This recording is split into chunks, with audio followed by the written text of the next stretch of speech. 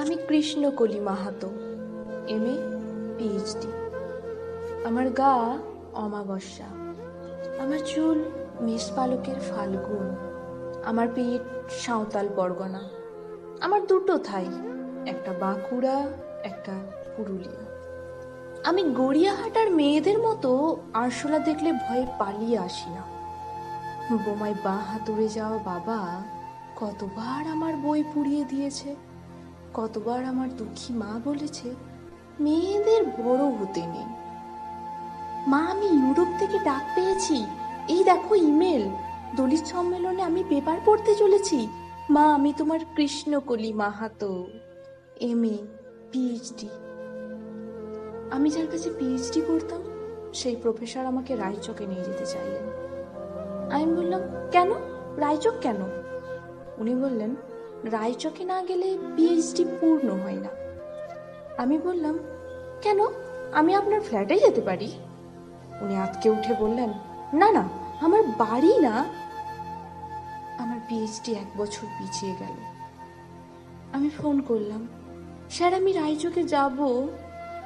হোটেলের ঘরে তিনি আমার মুকুট মণিপুরে হাত দিলেন, আমার সাঁওতাল পরগনার হুক খুলে ফেললেন, হাঁ হয়ে দেখতে থাকলেন আমার বাঁকুড়া, আমার পুরুলিয়া।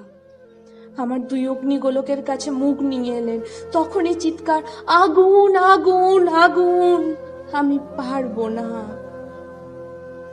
সেদিন আমার প্রফেসর আমাকে ফেলে পালিয়ে গেলেন।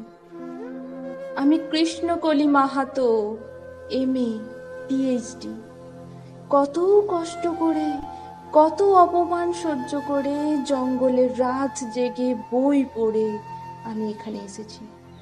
কেউ আমাকে জায়গা ছেড়ে দেয়নি, কেউ কাউকে জায়গা ছেড়ে দেয় না, না পুরুলিয়ায় না কলকাতায়। মা, আমি চেকিং করে ভেতরে এলাম। মা, আমি ইমিগ্রেশনে দাঁড়িয়ে। বাবাকে দেখে রেখো, মানুষটার একটা হাত নেই। অফিসার আমার নাম উচ্চারণ করলেন, কৃষ্ণকলি মাহাতো।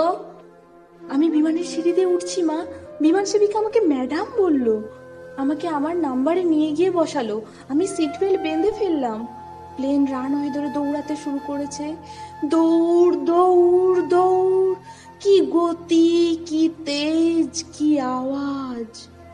আমার মনে হলো বিমান রানওয়ে ধরে দৌড়াচ্ছে না, দৌড়াচ্ছি আমি আমি আমি। আমি কৃষ্ণকলি মাহাতো, MA PhD। আমি কৃষ্ণকলি মাহাতো।